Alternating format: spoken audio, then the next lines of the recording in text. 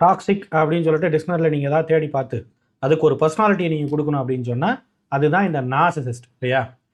நீங்கள் நிறைய விதமான இடங்கள்ல நீங்கள் கேள்விப்பட்டிருப்பீங்க. நார்சிசிஸ்ட் அப்படின்னா என்ன அர்த்தம்? தன்னைத்தானே பெருமையாக நினச்சிக்கிறாங்க. சரி நினச்சிட்டு போப்பாங்க, ஒரு வாரத்தில் நினச்சிட்டு போ, அதில் என்ன இருக்குது அப்படின்னா அது கிடையாது. அவர்கள் தன்னைத்தானே பெருமையாக நினச்சிக்கிறோட சேர்த்து தான் பெரிய ஆளாக இருக்கணுங்கிறதுக்காக எல்லாத்தையும் டாமினேட் பண்ணணும்னு நினைப்பாங்க, எல்லாத்தையும் புட் டவுன் பண்ணணும்னு நினைப்பாங்க. எல்லாத்தோடைய ஸ்கில்லும் அவர் ஒருவேளை ஒரு மேனேஜர் இருக்காங்கன்னு வச்சுக்கலாமே, மேனேஜராக இருக்கிறாங்க அப்படின்னா அந்த மேனேஜர் அப்படிங்கிற ஒரு பொசிஷனை வந்து தக்க வச்சுக்கிறதுக்கு அவங்க திறமையாக இருந்து அவங்க மேலே போனால் பரவாயில்ல. ஆனால் எல்லாத்தோட திறமையும் எங்கேயுமே வந்து யாருடைய திறமையும் வெளிப்பற்றக்கூடாது அப்படிங்கிறதுல அவங்க ரொம்ப ரொம்ப கேர்ஃபுல்லாக இருப்பாங்க. ஏன்னா எல்லாத்தையும் புட் டவுன் பண்ணிட்டே இருந்தால் தான் அவங்க கொஞ்சம் நேராக இருக்க முடியும். ஸோ என்றைக்குமே நம்ம எப்படி யோசிப்போம் பொதுவாக, இப்போ நம்மளை மேலே போனோம், நம்ம வந்து நம்மளை மேம்படுத்திக்கணும் அப்படின்னா எப்படி யோசிப்போம்? நம்மளுடைய வேல்யூஸை எப்படி இன்க்ரீஸ் பண்ணுறது, நம்ம திறமை எப்படி இன்க்ரீஸ் பண்ணுறது, இப்படிங்கிற மாதிரி யோசிப்போம். ஆனால் இவங்க எப்படின்னா நான் மேலேயே இருக்கணும் அப்படின்னா எல்லாத்தையும் புட் டவுன் பண்ணிட்டே இருந்தால் நான் மேலே இருந்துக்கலாம் அப்படின்னு சொல்லக்கூடிய அந்த மாதிரி நினைக்கக்கூடிய ஒரு டாக்ஸிக் பர்சன், அந்த மாதிரி நினைக்கக்கூடிய டாக்ஸிக் பீப்புள் உங்களோட லைஃப்பில் எங்கே போனாலும், ஒரு ரிலேஷன்ஷிப்பாக இருந்தாலும் சரி, இல்லை வந்து இந்த மாதிரி வந்து ஒரு அஃபிஷியல் இடங்களாக இருந்தாலும் சரி, ஒரு ஆஃபீஸாக இருந்தாலும் சரி, நீங்கள் ஒரு பிஸ்னஸ் பண்ணுறீங்கன்னா அங்கே ஈவன் ஒரு கஸ்டமராக இருந்தாலும் சரி, ஒரு எம்ப்ளாயீஸாக இருந்தாலும் சரி, இந்த மாதிரியான கேட்டகரிஸ் ஆஃப் இதில் வந்து நார்சிசிஸ்ட் மாதிரி இருக்கக்கூடிய ஒரு டாக்ஸிக்கான பீப்புளை வந்து நம்ம அட்ராக்ட் பண்ணாமல் இருக்கிறதுங்கிறது எப்படி? அவங்க நம்மக்கிட்ட வந்தாலும் இந்த மாதிரியான வேல்யூஸ்லாம் இருந்தால் அப்படியே அவங்க திரும்பி போயிடுவாங்க. நம்ம நினச்சி வரக்கூடிய விஷயம் அப்படிங்கிறது இவங்ககிட்ட நடக்காது அப்படின்னு சொல்லிட்டு நார்சிஸ்டே நம்மக்கிட்ட பவுண்டரி செட் பண்ணி கொஞ்சம் விலகி இருப்பாங்க. இந்த மாதிரியான குவாலிட்டிஸ் அப்படிங்கிறது இருந்தால் என்னென்ன அப்படிங்கிறத பார்த்துருவோமா? That's a matter. At the same time நாமளும் என்ன பண்ண மாட்டோம், நார்சிஸ்ட்டை தேடி போகாமலும் இருப்போம். தட்ஸ் வெரி இம்பார்ட்டன்ட் திங் இல்லையா? அதை பற்றி நம்ம பார்த்துருவோம் அன்றைக்கி. வாங்க பார்ப்போம். அன்றைக்கி இன்ட்ரோ இல்லை, அப்படியே போயிடுவோமா? நான் ஜென்ராஜ் ஓமா. So before I'm gonna start this, I want to introduce myself. Clear? Welcome to the Human Expert Tamil. I am your Rajkumar Pandian, psychologist. வாங்க பார்ப்போம். What are all the qualities we need to build? இல்லையா? ரொம்ப ரொம்ப முக்கியமாக இந்த மாதிரியான குணநலங்கள்லாம் நாம் வந்து பில்ட் பண்ண வேண்டியது இருக்குது. என்னென்னு பார்த்தலாமா? ஃபர்ஸ்ட் விஷயம் அப்படிங்கிறது confident that what you are doing. அது ரொம்ப ரொம்ப முக்கியம். நீங்கள் இதுவரைக்கும் என்னென்ன செய்தீர்கள், ஏன்னா இது வரைக்கும் நீங்கள் செஞ்ச விஷயங்களில் எந்த விதமான விஷயங்கள்லையும் எனக்கு கில்ட் இல்லை. என்னோட பாஸ்டில் இருக்கு இல்லையா, என்னோட பாஸ்டில் நடந்த எல்லா விதமான விஷயங்கள், நான் என்னென்னலாம் அதுக்கு ரியாக்ட் பண்ணேன், இந்த மாதிரி எல்லா விதமான விஷயங்கள்லையும் எனக்கு பெரிய அளவில் எந்த விதமான கில்ட்டும் இல்லை, எந்த விதமான ரெக்ரெட்டும் இல்லை. அதே மாதிரி இப்போ நான் என்ன பண்ணிக்கிட்டு இருக்கணும், என்னுடைய வேலையாக இருந்தாலும் சரி, என்னுடைய வாழ்க்கையாக இருந்தாலும் சரி, என்னோடய ரொட்டீனாக இருந்தாலும் சரி, என்னென்னலாம் நான் பண்ணிக்கிட்டு இருக்கணும், அந்த விஷயத்தில் எந்த விதமான ரெக்ரெட்டும் எனக்கு இல்லை, எந்த விதமான ப்ரெஷரும் இல்லை. ரொம்ப டென்ஷன் ஃப்ரீயாக, ஸ்ட்ரெஸ் ஃப்ரீயாக நான் என்ன பண்ணணும்னு எனக்கு கரெக்டாக எனக்கு தோணுச்சோ, நான் என்ன பண்ணணும்னு இதுக்கு முன்னாடி நினச்சனோ அதை தான் இன்றைக்கி நான் பண்ணிகிட்டு இருக்கேன். I know what I am doing. நான் என்ன பண்ணுறேன் அப்படிங்கிற விஷயங்களில் எல்லா விதமான ப்ரோஸ் அண்ட் கான்சிக்வன்சஸும் எனக்கு தெரியும். அட் த சேம் டைம் அது எங்கே போய் என்ன மாதிரியான ரிசல்ட் எனக்கு கொடுக்க போகுதுங்கிறது எனக்கு தெரியும். And I am also ready for that. Okay, எந்த விளைவுகளாக இருந்தாலும் எனக்கு நல்லா தெரியும் என்னென்ன விளைவுகள் இருக்குது. அது நல்லதாக இருந்தாலும் ஓகே, அதை நான் ஏற்றுக்கிறதுக்கு ரெடியாக இருக்கேன், அந்த மனப்பக்குவத்தோடு இருக்கேன். கெட்ட விஷயமா இருந்தாலும் அது மூலமாக வந்து எனக்கு வந்து பேட் ரிசல்ட்டே வந்தாலும் அது ஏற்றுக்கிற அளவுக்கு அந்த கெப்பாசிட்டி எனக்கு இருக்குது. எனக்கு எந்த விதமான பிரச்சனையும் இல்லை. ஸோ நான் இன்னொருத்தவங்கிட்ட போய் நான் என்னுடைய வேலையை பற்றி நான் கன்ஃபியூஸ் ஆகிறேங்கிற பட்சத்தில் தான் நான் இன்னொருத்தவங்கிட்ட போய் சஜஷனுங்கிறது ஒன்று கேட்பேன். நான் சஜஷன் கேட்கக்கூடிய ஆள் வந்து நல்லவங்களாக இருந்துட்டா பிரச்சனை இல்லை. நான் நல்லவங்ககிட்ட கேட்டுட்டேன் அப்படின்னா பிரச்சனை இல்லை. ஓகே, நான் ரொம்ப கன்ஃபியூஸ்டாக, ஓரளவு கன்ஃபியூஸ்டாக இருந்தேன்னா, ஓரளவுக்கு அதில் கூட எக்ஸ்பர்ட்டான இருக்கக்கூடிய ஆட்கள் இல்லையா, அவங்ககிட்ட போய் நான் கேட்பேன், ஒப்பீனியன் கேட்பேன், அவங்க இதெல்லாம் சொல்லுவாங்க, ஓகே சூப்பர் அப்படிங்கிற மாதிரி நான் போய்டுவேன். இதே நான் ரொம்ப கன்ஃபியூஸ்டாக இருக்கேன்னு வச்சுக்கலாமே, எமோஷ்னலி அப்படியே பயங்கரமாக அப்படியே அப்படியே பயங்கரமாக பால்பிட்டேஷன்லாம் இருக்குது, ரொம்ப இம்பல்சிவாக நான் இருக்கிறேன். அப்போ எனக்கு நிறைய விதமான ரெகனைசேஷன் தேவைப்படுது. நல்லவங்களுடைய ஒப்பீனியனையும் தாண்டி, உண்மையிலே இந்த ஃபீல்டில் எனக்கு தெரிஞ்ச ஆட்கள் இருக்காங்களே அவங்களோட ஒப்பீனியனையும் தாண்டி எனக்கு ஒரு மாதிரியான ஒரு மாரல் சப்போர்ட், எனக்கு சில இடங்களில் கொஞ்சம் அட்வான்டேஜ், கொஞ்சம் ப்ரிவிலேஜ் தேவைப்படுது, எனக்கு கொஞ்சம் கன்சோல் பண்ணுறதுக்கு ஆட்கள் தேவைப்படுறாங்க. அப்படிங்கும்போது தான் ரொம்ப முக்கியமாக நீங்கள் புரிஞ்சுக்கணும், அப்படிங்கும்போது தான் இந்த நார்சிசிஸ்ட் மாதிரியான ஆட்கள், இந்த டாக்ஸிக் பீப்புள் உள்ளே வருவாங்க. அவங்க எப்பயுமே எப்படிப்பட்டவங்களா இருப்பாங்கன்னா, உங்களுடைய கன்ஃபியூஷனை வெல்கம் பண்ணுறவங்களா இருப்பாங்க, உங்களுடைய தவறுகளுக்கு வந்து நல்ல இடம் கொடுக்கக்கூடிய ஆளாக இருப்பாங்க. இட்ஸ் ஓகே, பரவாயில்ல, யாரும் பண்ணாதே, நீ பண்ணிட்டா இட்ஸ் ஓகே அப்படின்னு நம்மளுடைய தப்பையே என்கரேஜ் பண்ணக்கூடிய ஆட்களாக இருப்பாங்க. Very important thing. இப்போ அந்த இடத்துல உள்ள வந்து அப்படியே கொஞ்சம் கொஞ்சமாக நம்மளை மேனிப்புலேட் பண்ண ஆரம்பிப்பாங்க. அப்போ அந்த மாதிரியான ஆட்கள்லாம் வராமல் இருக்கணும்னா நாம் வந்து ஜஸ்ட் அந்த மாதிரி ஆட்கள்கிட்ட வந்து ஒரு பவுண்டரி செட் பண்ணால் மட்டும் பத்தாது. நம்ம என்ன பண்ணணும் அப்படின்னு சொன்னால், இந்த மாதிரி நான் என்ன பண்ணுறனோ அதை பற்றி எனக்கு நல்ல ஒரு ஒரு ஒரு கிளாரிட்டிங்கிறது ஆல்ரெடி எனக்கு இருக்குது அப்படிங்கிற மாதிரியான ஒரு ஆளாக நான் மாறணும். That is very important. Okay, என் லைஃப்ங்கிறது கரெக்டான டைரக்ஷனை நோக்கி போய்கிட்டு இருக்கு. நான் சரியான ஒரு ஆளாக இருக்கிறேன். I am very happy about what ever I am. எப்படி இருந்தாலும் அது என்னை பற்றி எனக்கு ஹாப்பி தான், எனக்கு ஒன்றும் பிரச்சனை இல்லை. நான் ரொம்ப கீழாகவே இருந்தாலும் நான் கரெக்டான இடத்துக்கு தான் போயிட்டு இருக்கேங்கிறது எனக்கு நல்லா தெரியும். ஒரு இடத்துல நான் மேலே வந்துடுவேன்னு தெரியும். I don't care about it என்னோட வாழ்க்கையில். ஓகே, அந்த மாதிரியான ஒரு மனநிலைமையில் நாம் இருந்தால் நார்சிசிஸ்ட் அட்ராக்ட் பண்ணுறது தடுக்க முடியும். இப்போ பாருங்களேன், எந்த விதமான ஒரு வேலிடேஷன் நான் வெளியில் சீக் பண்ணல. இப்போ அவங்க வந்து அட்வைஸ் பண்ணி என்ன ஆகுது? அவங்க வந்து அட்வைஸ் பண்ணுறதுக்கு ரோலே இல்லை பாருங்க. அவங்க அட்வைஸ் பண்ணாலும் அங்கே கேட்குற ஒரு ஸ்பேஸுங்கிறது என்கிட்ட இல்லை. நாம் சொல்ல ஓகே தேங்க்யூன்னு போயிட்டே இருப்பேன். நான் ஒரு 2 தடவை ட்ரை பண்ணி பார்ப்பாங்க, ஒன்றும் முடியாது. அதுக்கு மேலே அவங்க டாமினேட் பண்ண வர்றாங்கன்னு சொன்னால் அடுத்து என்ன நடக்குங்கிற சொல்கிறேன். இந்த ஃபர்ஸ்ட் விஷயம், அந்த 2வது முக்கியமான விஷயம் அப்படிங்கிறது இந்த எமோஷனல் இன்டெலிஜென்ட். எஸ், இந்த எமோஷனல் இன்டெலிஜென்ட்டுங்கிறது ரொம்ப ரொம்ப முக்கியம். Which means what? ஒரு ஐக்யூ அப்படின்னு நம்ம சொல்கிறோம். ஐக்யூனா என்னது? இன்டெலிஜென்ட் கோஷன் சொல்கிறோம். அதே மாதிரி எமோஷனல் கோஷன் ஒன்று இருக்குது. எமோஷனல் இன்டெலிஜென்ட்லாம் அதுக்குள்ளே வரும். அப்படின்னா என்ன அர்த்தம்னா, ஒருத்தவங்களுடைய உணர்வுகளை புரிந்து கொள்ளக்கூடிய சக்திங்கிறது தான் எமோஷனல் இன்டெலிஜென்ட். நான் என்ன ஃபீல் பண்ணுறேன் அப்படிங்கிறத என்னால் ஆர்டிகுலேட் பண்ண தெரியணும். நான் ஸ்ட்ரெஸ்ஸில் இருக்கேனா, நான் டிப்ரெஷனில் இருக்கேனா, நான் ஹாப்பியாக இருக்கேனா, நான் ஏதோ ஒரு மாதிரி இம்பல்சிவாக இருக்கேனா, இல்லை உண்மையிலே நல்ல ஒரு எக்ஸைட்மெண்ட்டில் இருக்கேனா, நான் பீஸ்ஃபுல்லாக இருக்கேனா, நான் எதை நினச்சி வந்து நான் ஃபீல் பண்ணுறேன், இந்த மாதிரி முதல்ல நான் எப்படி இருக்கேன், எமோஷ்னலி நான் எப்படி இருக்கேன் அப்படிங்கிற விஷயங்கிறது கண்டிப்பாக எனக்கு தெரிஞ்சிருக்கணும். 1. 2வது, அதுக்கு பின்னாடி இருக்கக்கூடிய காரணங்கள் என்ன? ஏன் ஹாப்பியாக இருக்கேன், ஏன் இந்த நேரத்தில் டிப்ரெஷனாக இருக்கேன், ஏன் இந்த மாதிரியான விஷயங்கள், என்ன விஷயங்கள் என் லைஃப்பில் நடக்கிற எந்த விஷயங்கிறது எனக்கு எந்த மாதிரியான எமோஷன்ஸை ட்ரிகர் பண்ணுதுங்கிற அந்த ஒரு கிளாரிட்டிங்கிறது எனக்கு இருக்கணும்.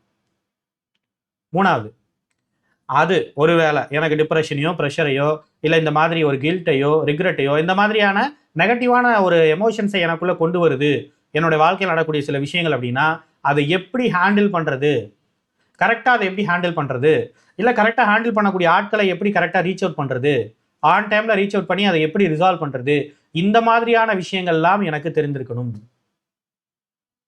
That's very important. 3மே எனக்கு தெரிஞ்சிடும்.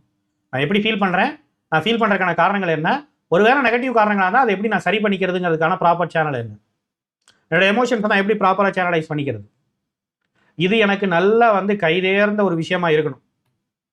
அப்படி இருந்தால் தான் என்ன முதல்ல யாரும் கன்ஃபியூஸ் பண்ண முடியாது. இல்லை ஆமாவா?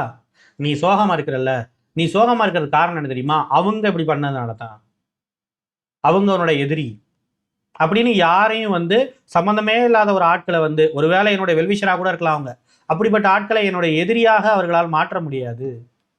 ஏன்னா எனக்கு தான் தெரியுமே நான் எதுக்காக சேடாக இருக்கேன்னு எனக்கு தெரியும். சிம்பிள்ல. அப்போது எனக்கு தெரிஞ்ச ஒரு விஷயத்த, ஆல்ரெடி எனக்கு நல்லா தெரிஞ்ச ஒரு விஷயத்தில் வந்து யாரும் என்னை மேனுப்புலேட் பண்ண முடியாது. சூப்பரா? யாரும் என்னை என்ன பண்ண முடியாது, புட் டவுன் பண்ண முடியாது.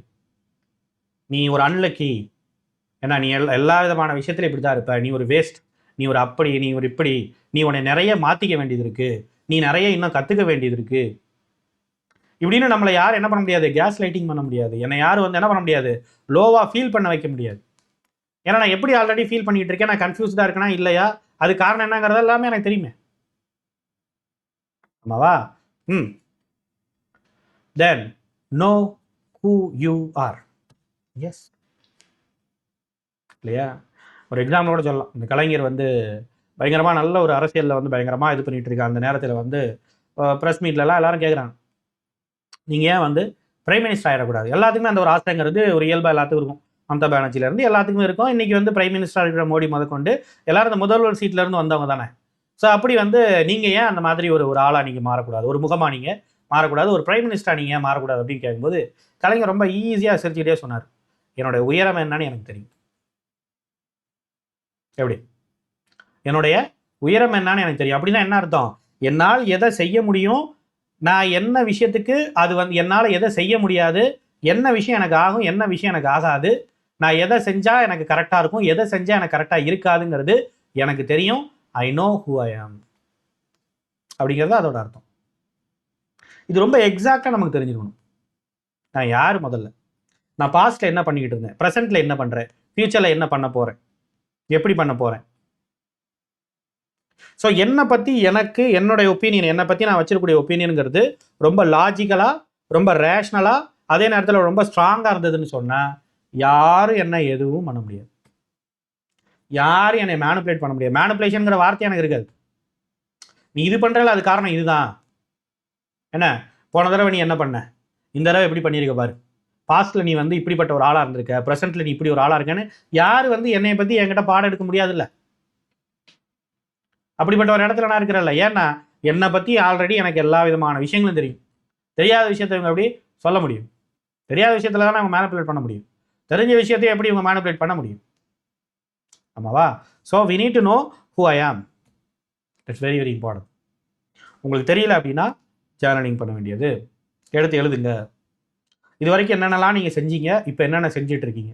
அப்போ நீங்கள் இந்த 2 விஷயத்தையும் நீங்கள் பார்த்தீங்கன்னா என்னென்ன செய்ய போகிறீங்கிறது ஓரளவு உங்களுக்கு தெரிய வரும். அப்போ நீங்கள் யார், நீங்கள் பலவீனமான ஆளாக இருக்கிறீங்க அப்படின்னா எஸ் நான் வீக்காக தான் இருக்கிறேன் அப்படிங்கிறத ரொம்ப லாயலாக உங்களோட எமோஷன்ஸுக்கு நீங்கள் ரொம்ப லாயலாக இருக்கணும். சும்மா அதை கவர் பண்ணலாம் வேண்டாம். ஆமாம் நான் வீக்காக தான் இருக்கிறேன், அப்போ நான் வீக்காக இருக்கேன்னு நான் ஒத்துக்கிட்டா தான் நான் வந்து ஸ்ட்ராங் ஆகிறது எப்படிங்கிற ஒரு விஷயத்துக்கு என்னென்னலாம் செய்யலாங்கிறது வரும். வீக்காக இருக்கிறத நான் ஒத்துக்கலன்னு வச்சுக்கோங்க, நான் ஸ்ட்ராங்காக இருக்கேன்னு சொல்லிட்டே இருக்கிறேன்னா அப்போ நான் வந்து உண்மையில என்ன பண்ண மாட்டேன், நான் ஸ்ட்ராங் ஆகவே மாட்டேன். கடைசி வரைக்கும் இப்படி என்னை நான் ஏமாற்றிட்டே போயிடுவேன். அப்போ நான் வீக்காக இருக்கேங்கிறத நான் ஒத்துக்கணும். என்னோட எமோஷன்ஸ்க்கு நான் ரொம்ப ஜெனியூனாக இருக்கணும். ஆமாம் நான் வீக்காக இருக்கேன், ஆமாம் நான் பேடாக தான் ஃபீல் பண்ணுறேன், ஆமாம் எனக்கு சரியில்லை, ஆமாம் எனக்கு வாழ்க்கை பிடிக்கல, ஃபைன். ஏன்னா பிடிக்கலன்னு எனக்கு தெரியுதுல்ல, அதுவே ரொம்ப சந்தோஷம். ஒரு விஷயம் தெரியுதா தெரியலையாங்கிறது எனக்கு தெரியும்ல, அது சந்தோஷம். அப்போ எனக்கு பிடிக்கலங்கிறது தெரியுது. அப்போ பிடிச்ச மாதிரி எப்படி பண்ணுறது? அப்போ இது வரைக்கும் பண்ணிட்டு இருக்க விஷயங்கள்ல எதெல்லாம் எனக்கு பிடிக்கல, எந்தெந்த விஷயங்கள்லாம் எனக்கு பிடிச்சிருக்க வாய்ப்பு இருக்குது. ஸோ இப்படி எல்லாம் செஞ்சு என்னை பற்றியான ஒரு ஸ்ட்ராங்கான ஒரு ஒப்பீனியனுங்கிறது எனக்கு வர வேண்டியது இருக்குது. இதெல்லாம் நான் பண்ணணும். ஆமாவா? அடுத்தது ready to walk away. Yes, இதுதான் முக்கியமான விஷயம். நார்சிசிஸ்ட் மாதிரி கூடிய ஒரு டாக்ஸிக் பர்சன், நீங்கள் அவங்கள ரிஜெக்ட் பண்ணுறீங்க அப்படின்னா அவங்களோட ஈகோவை நீங்கள் ஹர்ட் பண்ணுற மாதிரி. சில இடங்கள்ல நீங்கள் வந்து அவங்க எப்படிப்பட்ட ஒரு இடத்துல போய் உட்காந்துருப்பாங்கன்னா அவங்கள யாராலையுமே ரிஜெக்ட் பண்ண முடியாது. அந்த மாதிரி ஒரு முக்கியமான இடத்துல போய் அவங்க உட்காந்துருப்பாங்க. என்ன பண்ணுவீங்க? அவங்கள ரிஜெக்ட் பண்ணிட்டு நீங்கள் என்ன பண்ணிட முடியாது, எதுவுமே செய்ய முடியாது இல்லை. ஒரு ப்ரொஃபஷனலாக நீங்கள் வந்து இருக்கிறீங்க அப்படின்னு சொன்னால் அவங்க ஒரு மேனேஜராக இருப்பாங்க. நீங்கள் மேனேஜர் இருக்கீங்கன்னா உங்களுக்கு மேலே அவங்க இருப்பாங்க. அப்போ அவங்கள நீங்கள் என்ன பண்ணுவீங்க? இப்போ கொலீக்ஸ்னால் தட்டி விட்டு போயிடலாம்ப்பா, அவங்களோட பேசாமல் இருக்கலாம், பவுண்டரி செட் பண்ணிட்டு போயிடலாம். அவங்க ஒரு குரூப்பை சேர்த்துக்கிட்டு இருக்காங்க அப்படின்னா நம்ம வேறு குரூப்பில் போயிடலாம். நமக்கு மேலே இருக்கக்கூடிய ஆட்களை நீங்கள் என்ன செய்வீங்க? ஆமாவா? ஒரு பிஸ்னஸாகவே இருந்தாலும் உங்களுக்கு முக்கியமான ஒரு ஆள், அவங்க 10 வருஷம் எக்ஸ்பீரியன்ஸில் இருப்பாங்க, முக்கியமான இடத்துல இருப்பாங்க, அவங்களை நீங்கள் எப்படி தூக்குவீங்க? சும்மா அப்படியே ஃபயர் ஆஃப் பண்ணிட முடியுமா? என்ன பண்ணுவீங்க நீங்கள்? அப்படி இருக்கக்கூடிய ஒரு இடத்துல வி நீட் டு அண்டர்ஸ்டாண்ட். இப்படி முக்கியமான ஒரு இடத்துல வந்து அவங்க உட்காந்துருக்காங்கன்னு சொன்னால் இங்கே நாம் ஒரு விஷயத்த முக்கியமாக நம்ம புரிஞ்சுக்கணும். அவங்க அந்த இடத்துல போய் உட்காரதுக்கு காரணம் அப்படிங்கிறது அவங்க நம்மளை மட்டும் சூஸ் பண்ணல, நம்மளும் இன்டைரக்டா சைக்கலாஜிக்கலா அவங்கள நம்ம சூஸ் பண்ணியிருக்கோம். ஆமா, அந்த கம்பெனியை சூஸ் பண்ணா அவங்களும் வந்துடுறாங்க இல்லையா? பார்ட் இன் பேக் பார்சல்ங்கிற மாதிரி வந்து அவங்களும் பார்ட் ஆஃப் த பார்சல்ங்கிற மாதிரி வந்துடுறாங்க. என்ன பண்றது அப்படின்னா we need to understand. இந்த மாதிரியான ஒரு ஆளை வச்சிருக்கக்கூடிய, ஒரு முக்கியமான இடத்துல வச்சிருக்கக்கூடிய ஒரு கோர் கம்பெனியா இருந்தாலும் அந்த ஒரு கம்பெனிங்கிறது எப்படி இருக்குங்கிறத நீங்களே புரிஞ்சுக்கலாம். அந்த கம்பெனி என்ன ஒரு பெரிய கம்பெனி, பாஸ்ட்ல வந்து எவ்வளோ பெரிய குட் நேம் வச்சிருக்கக்கூடிய ஒரு கம்பெனியா இருந்தாலும் அந்த கம்பெனிங்கிறது இப்போதைக்கு வளர்ச்சி பாதையில போலங்கிறத நீங்க புரிஞ்சுக்கணும். ஏன்னா இந்த மாதிரி ஆள்லாம் வச்சிருக்கிறாங்களே இல்லையா? இந்த மாதிரி ஆளு கூட நீங்க போய் இருக்கணும், வேற வழியில் அந்த கோர் கம்பெனியில் இருக்கணுங்கிறதுக்காக இவங்களை நீங்க பொறுத்துக்கிட்டு இருக்கீங்கன்னா நீங்களும் அந்த கோர் கம்பெனியோட சேர்ந்து இந்த மாதிரி ஆட்களோட சேர்ந்து நாமளும் கீழே போறோம் தான். That is what. இதான் நான் புரிஞ்சுக்கணும் முக்கியமா. அப்போ நான் இங்க புரிஞ்சுக்க வேண்டிய ஒரு விஷயம் என்ன, அவங்க என்ன டாமினேட் பண்ண வர்றாங்க, இந்த மாதிரி ஒரு இடத்துல இருந்து இந்த மாதிரியான ஒரு முக்கியமான இடத்துல இருக்கிறாங்க, நான் வந்து டாலரேட் பண்ண முடியாத ஒரு இடத்துல இருக்காங்க, டாலரேட் பண்ண முடியாத விஷயங்கள்லாம் செய்கிறாங்க அப்படின்னா இங்கே நான் என்ன செய்ய வேண்டியிருக்கு? நான் உட்காந்து டெய்லி அவங்கள ஃபைட் பண்ணிட்டே இருக்க முடியுமா? இல்லை ப்ரூவ் பண்ணிட்டே இருக்க முடியுமா? இல்லை ப்ளீஸ் பண்ணிட்டே இருக்க முடியுமா? ஒரு நார்சிஸ்டுக்கு எதிராக நான் என்ன தான் செய்யறது அப்படின்னா நான் புரிஞ்சிக்க வேண்டிய ஒரே விஷயம், அந்த மாதிரியான ஒரு இடத்த ஏன்னா அந்த ஒரு கம்பெனியோ இல்லை ஒரு ரிலேஷன்ஷிப்பில் அந்த மாதிரியான ஒரு இடத்த சார்ந்திருக்கிற டிபெண்ட்டாக இருக்கக்கூடிய ஒரு ஆளாக நான் இருக்கிறேன். அப்படின்னா என்ன அர்த்தம்? நான் வீக்காக இருக்கேன், நான் ரிசோர்ஸ்ஃபுல்லாக இல்லை, நான் ஒரு வேளை நிறைய ரிசோர்ஸ்ஃபுல்லாக நான் ஒரு வேளை நினச்சிக்கலாம் அப்படி நான் ரிசோர்ஸ்ஃபுல்லாக இருக்கேன்னு சொல்லிட்டு, உண்மையில நான் நிறைய ரிசோர்ஸ்ஃபுல்லாக இருக்கேன்னு சொன்னால் எனக்கு ஆக்சுவலி நிறைய ஆப்பர்ச்சுனிட்டி இருந்திருக்கணும். இந்த கம்பெனியாக நான் தொங்கிட்டு இருக்கணுங்கிற அவசியம் இருந்திருக்காது. ஆமாவா? எனக்கு நிறைய ஆப்பர்ச்சுனிட்டி ஆட்டோமேட்டிக்காக இருக்கும். கோர் கம்பெனிஸ் நிறைய இருக்கு, அதிலலாம் போய் பிளேஸ் ஆகிற அளவுக்கான ஆப்பர்ச்சுனிட்டி எனக்கு இருந்திருக்கணுமே. என்னை வெல்கம் பண்ணுறதுக்கு அவங்க என்னைக்கு கோர் கம்பெனியை பொறுத்த வரைக்கும் முன்னேறக்கூடிய ஆட்கள் அப்படிங்கிற அந்த முன்னேறக்கூடிய ஆட்களை வந்து சூஸ் பண்ணக்கூடிய கம்பெனிஸ்லாம் இருக்காங்கல்ல, அவங்கெல்லாம் ஏன் என்னை சூஸ் பண்ணல? அவங்கெல்லாம் என்னை சூஸ் பண்ணாதனால தான், நானும் அவங்கள சூஸ் பண்ணாதனால தான் நான் இந்த மாதிரியான ஒரு இடத்துக்கு வந்திருக்கேன். அப்போ அவங்க சூஸ் பண்ணுற மாதிரி ரிசோர்ஸ்ஃபுல்லாக நான் இல்லை. அப்போ நான் என்னை மாற்றிக்கிட்டேன்னு சொன்னால், நான் ரிசோர்ஸ்ஃபுல்லாக வந்து கொஞ்சம் கொஞ்சமாக நான் மாறினேன்னு சொன்னால், இவங்க கூட நான் சண்டை போடவே தேவையில்லை இல்லையா? கழுகா இருக்கிற நானே இந்த மாதிரி காக்கா கூட சண்டை போடவே தேவையில்லை. இந்த நாசிஸ் காக்கா கூடலாம் நான் சண்டை போடணுங்கிற அவசியம் இல்லை. நான் மேலே பறந்து அவங்க எட்ட முடியாத ஒரு தூரத்துக்கு நான் போயிடுவேன். அப்போ அவங்களால என்னை பிடிக்கவே முடியாது. ரைட்? நான் ஒரு ரிசோர்ஸ்ஃபுல்லான ஆளாக இருக்குது, எனக்கு நிறைய ஆப்பர்ச்சுனிட்டி இருக்குன்னா நான் ஈஸியாக மற்ற ஆப்பர்ச்சுனிட்டி தேடிட்டு போயிடுவேன். நான் இங்கேருந்து நான் என்ன பண்ண போகிறேன்? நான் என்ன ஒரு ஜஸ்டிஃபிகேஷன் கொடுத்துட்டாலும் அது வேஸ்ட் ஆஃப் டைம் தானே. அப்போ அவங்க நம்மளை டாமினேட் பண்ண வரும்பொழுது அவங்க கூட நம்ம சண்டை போடாமல் ப்ளீஸ் பண்ணாமல், ஏன்னா நான் அவங்க கூட அவங்களுக்கு எல்லா விதமான விஷயத்துக்கு ஒவ்வொன்றா எடுத்துக்கிட்டு ரியாக்ட் பண்ணிட்டு இல்லாமல், நான் ஈவன் பவுண்டரியும் செட் பண்ணாமல், நான் இந்த ஒரு சுச்சுவேஷனை புரிஞ்சுக்கிட்டு இது ஒரு ஹெல்த்தியான என்வாயர்மெண்ட் இல்லை, இது ஒரு ஹெல்த்தியான ஒரு பிளேஸ் கிடையாது, இந்த இடத்துல இருந்து மூவ் ஆன் ஆகிறது எப்படிங்கிறத தான் நான் யோசிக்கணும். மூவ் ஆன் ஆனேன்னா நான் சஃபர் ஆகக்கூடாது, அதுவும் முக்கியம். அப்போ நான் ரிசோர்ஸ்ஃபுல்லாக மாறிட்டு அப்புறம் நான் மூவ் ஆன் ஆனேன்னு சொன்னால் கண்டிப்பாக வந்து அது சரியான ஒரு இதாக இருக்கும். இதுதான் எல்லா இடத்துலையுமே. ஒரு ரிலேஷன்ஷிப்பில் நீங்கள் மாட்டிக்கிட்டனால இதுதான். நீங்கள் வந்து வெளியில் போக முடியாமல் இருக்கிறது காரணம் என்ன? வெளியில் வந்து நான் அசஸ் பண்ணுறதுக்கு அந்த அளவுக்கு எனக்கு ரிசோர்ஸ் இல்லை. அப்போ நான் ரிசோர்ஸ் கிரியேட் பண்ணிட்டேன்னா நான் வெளில போக முடியும். That's a matter. அது எனக்கு ஆட்டோமேட்டிக்காக எனக்கு ஒரு கான்ஃபிடென்ட்டை கொடுக்கும். புரியுதா? ஸோ அவங்களுடைய கான்சிக்வன்சஸ்லேருந்து எஸ்கேப் ஆகுதுங்கிறது இப்படிப்பட்டதாக தான் இருக்குது. சைக்கலாஜிக்கலாக இப்படி தான் நான் யோசிக்க வேண்டியிருக்கு. ரைட்? ஸோ இந்த மாதிரியான குவாலிட்டிஸ் எல்லாமே இருந்ததுன்னு சொன்னால் I am ready to walk off, I am ready to face the consequences. சில இடங்களில் பொறுத்த வரைக்கும் மேலே இருக்கவங்க நல்லவங்களாக இருப்பாங்க, மேலே இருக்கவங்க நல்லவங்கன்னு சொல்ல முடியாது, ஏதோ இருக்கும். கொஞ்ச நாள் நம்ம சர்வே பண்ண வேண்டியது இருக்கும்.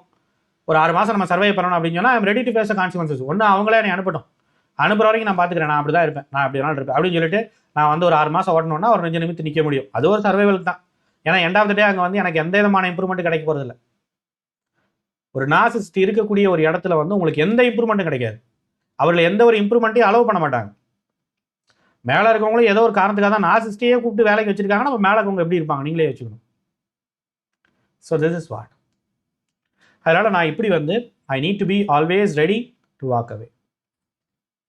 அந்த அளவுக்கு நான் ரிசோர்ஸ்ஃபுல்லாக இருக்க வேண்டியிருக்கு. ஸோ இந்த மாதிரியான குவாலிட்டிஸை கொஞ்சம் கொஞ்சமாக நீங்கள் வளர்த்துக்க இந்த மாதிரி நார்சிசிஸ்ட் இல்லாத ஒரு சூப்பரான ஒரு லைஃப்பை நோக்கி நம்மால் போக முடியும். நார்சிசிஸ்ட் இல்லைன்னு சொன்னாத இந்த options of narcissist what we will get, whom we will get, யாரு? நல்லவர்களை நாம் பெறுவோம்.